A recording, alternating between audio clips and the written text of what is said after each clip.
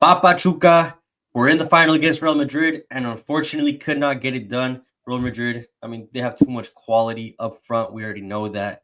But Tomas, let's get your first impression on this matchup, the final Intercontinental Cup final between Real Madrid and Pachuca. I mean, honestly, this was the biggest game in Liga MX, maybe history, arguably.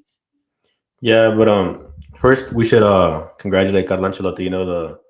The first coach to reach 15 trophies. And it's pretty big at Real Madrid to rob 15 trophies like that. I mean, I don't think any manager's been able to rob that much.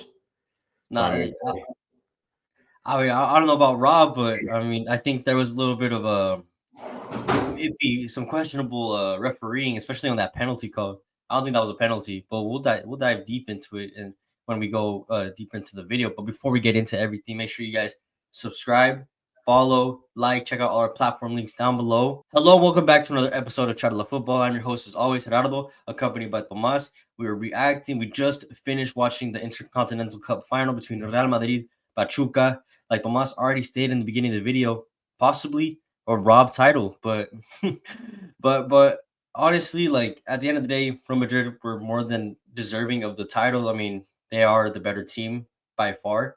I think their squad alone probably has more value than almost all the teams in Liga MX. I just expected Pachuca to do a little bit more, maybe not show too much respect towards Real Madrid. I think the first 35 minutes, Pachuca were very impressive. They didn't bow down so easily. They had a few chances. Um they kept the defensive line not too busy. It wasn't too stressful on their end. But then that first goal came and it kind of just ruined their flow, I think. I felt yeah completely, but I also feel what influenced them was selling players in the in this past transfer window. Selling Chiquito Sanchez to America. You could tell that there was no real creative way to get forward. It was called kind of Salomon Rondon up top and a big gap in the midfield and the rest of the team defending. Mhm. That's also a big influence in why they weren't able to build anything going forward. Like imagine Chiquito Sanchez in that midfield with Elias. Like imagine them two like connecting together, trying to find passes into Idrisi, into Yeah, Rondon. I mean, it could have been maybe it could have been a different story, especially because Chiquito hasn't done anything in America. He's just warming the bench over there. So could have been playing this final if he stayed, but he chose the money over glory, and I mean, I guess that's what happens. I mean I mean, he still won the title, I guess, but he looks like he's eating good though. So I huh? mean, he looks like he's eating good though. He got a little chubby. Pretty much all he's been doing, That's what eating, happens when you go to the FA, bro. I bet. Just eat good, live a good life. sit on But the bench, warm up the bench, more meat on the bench. hey, but at least he has a title under his name though. No minutes. But yeah, let's talk about how Pachuca firstly got to this final.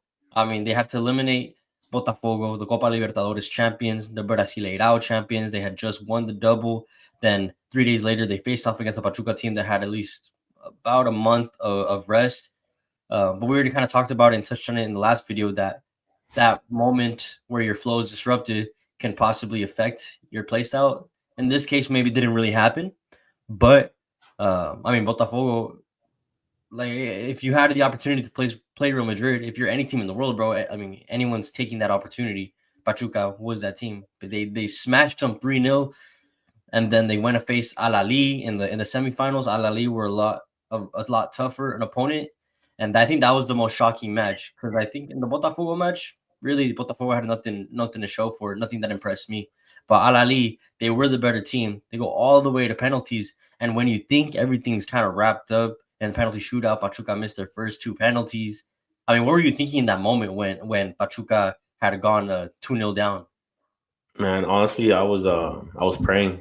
I mean, I told you this. I told God, hey, God, none of my teams I've ever came back from being down in penalties before. I let it be the one time, and then it happens, and I'm just like, damn, what if it was the only time he was hearing me? Like, what if I need it later? You ran out of your wishes, bro. I'm sorry. Crazy.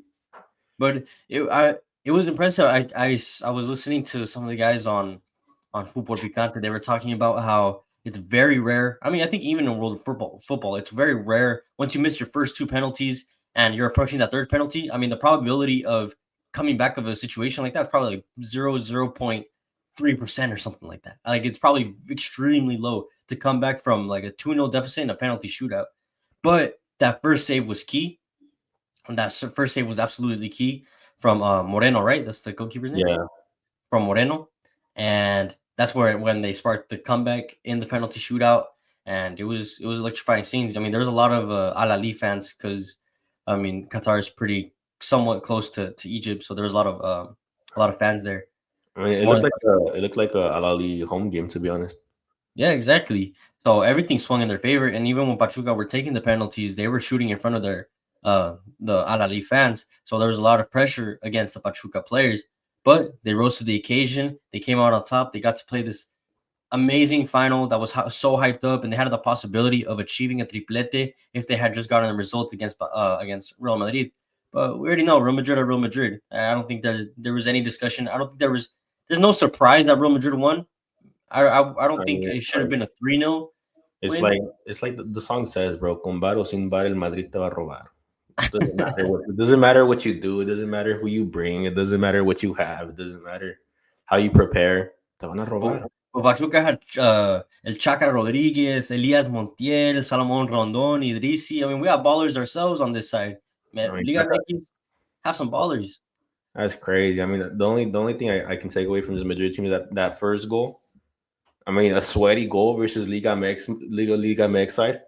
Going all the way to the touchline and then just drilling it right across the box. Yeah, that was kind of sweaty. Damn, you guys are kind of some frauds. Can't score a good goal, then you score a penalty. I think the best goal from the match was Rodrigo's goal, where he looks like he's about to shoot with his left. He cuts back in as he's like at the top of the box and then curls it past Moreno. That was honestly a class strike. And even then, the Real Madrid player is kind of like jumping up and down in front of the Pachuca goalkeeper, so he can't see. I mean, like, what do you want to do, bro?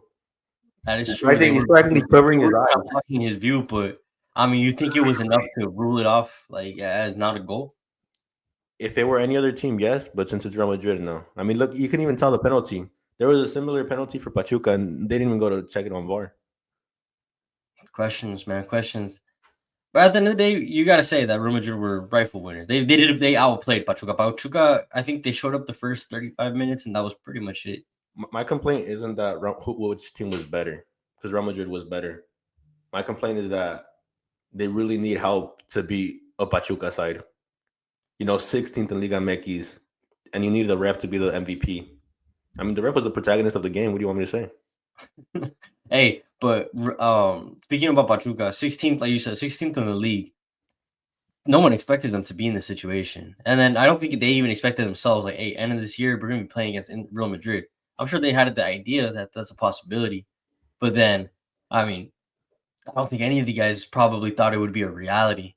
So I can only imagine how good it must have felt to be in the same stadium where the World Cup final took place exactly 2 years ago against Mbappe, who had scored a hat-trick in that final, against Real Madrid, who is the best club in the world. I mean, that's probably some bucket list activity ever. Even if you lost 3-0, I mean, imagine you or me like in that situation, bro. Even if we lost 3-0, bro, oh my God, like I wouldn't shut up about it. I would tell my kids about it too.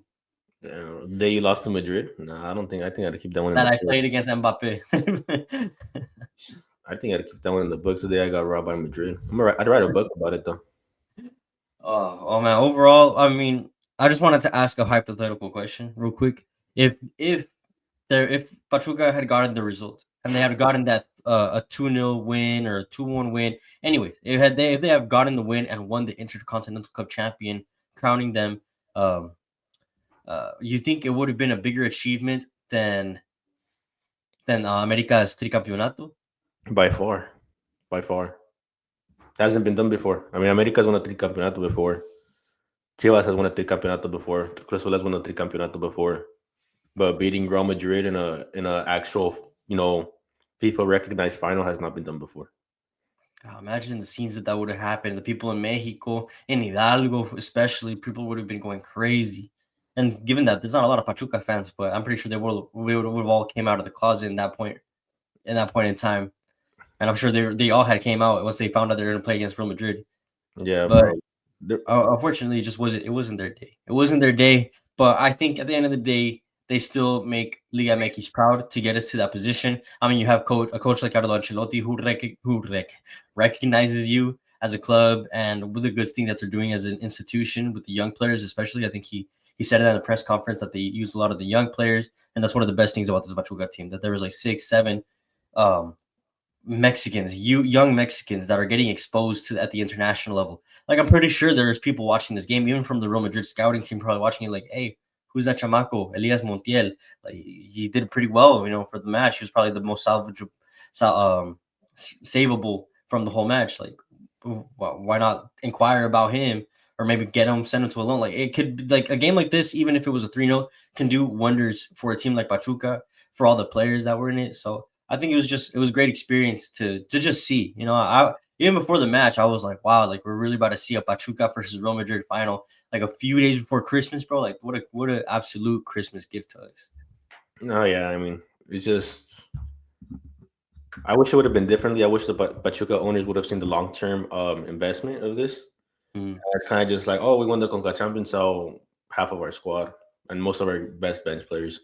Yeah, I honestly I agree with that. I wish they would have looked at like the possibility of the things moving forward, and especially with the Club World Cup coming around the corner.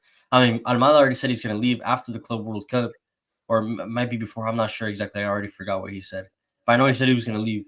And then the one of their other forwards, I think Idrisi's one of them that possibly might leave to America. Who's the other guy? The other, I think he's Brazilian. De Osa might be leaving to Monterrey because they need like someone different. And De Osa is that difference maker. It's because they're looking for a replacement for Ocampos, and De Osa plays on a similar side, a little bit more higher up on a similar side. So and then so basically they're gonna let go of those two really good players, two ballers, and I'm pretty sure there's gonna be one or two young Mexican players either going to an America team, maybe going abroad, which is fine. As long as they're going abroad, I don't mind. As long as they're like going to Europe, getting exposed, I think it's more beneficial for the league and for Pachuca, etc. But if it's like going to a direct rival like America, Monterrey, that's something I don't understand. Keep them. Like, you have the Club World Cup in just a year time. Keep them. Give them, like, raise their salary a little bit, and, like, convince them to stay and at least fight for the Club World Cup. And then whatever happens after, like, then sell them if you have to. But you want to compete because you're going to face Real Madrid again, and I mean maybe they can learn from this matchup. No, for sure. So I'm pretty sure you're going to face them again. No, 100%. So I mean, we'll see what happens in 1 year time when we see the Club World Cup in our backyard. But Pachuca, they gotta hold on to what they have. Don't let go of their fucking players. They have a lot of class, a lot of young players that have the ability to move to fucking Europe, bro. I want to see that. So I don't want to see them go to America or to Chivas or to Cruz Azul. Like, I want to see them, like, these kids explode in the world of football, and they really can. So I guess we'll see what happens with Pachuca. But anything else you wanted to talk about regarding this match, regarding Pachuca, before we start to wrap things up? Nah, bro. I mean, pretty much said everything that was truth and what's known to be true. So, yeah, like you had mentioned. Now, I guess for Real Madrid's perspective, real quick, I guess we'll just end off with that. Real Madrid, they had tied at the weekend against Rayo, tied 3-3. They get this win. It could give them a little bit of a morale boost.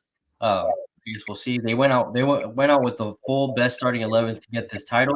They got a title under their belt. Carlo Ancelotti's 15 titles as Real Madrid manager, the most winningest manager in Real Madrid history. So Carlo Ancelotti is making history with Real Madrid today. He had made history with Real Madrid today. But maybe this could be a turning point in Real Madrid season, looking into like Champions League and looking at the league. I don't think so. I mean, Pachuca, they're not playing Pachuca every game. You get me? They're probably going to play, bigger teams in Europe that they can't rob so easily, that they got to let it go a little bit more money, and they just don't have the funds right now, being 20th in Champions League. So, I mean, hey, we'll see what happens with Real Madrid. It's a soap opera over there, honestly. There's so much going on. But thank you guys so much for tuning in. Tomas, thank you for hopping on. Make sure you guys subscribe, like, follow. Check out all our platform links down below. We'll see you guys on the next episode. Peace out.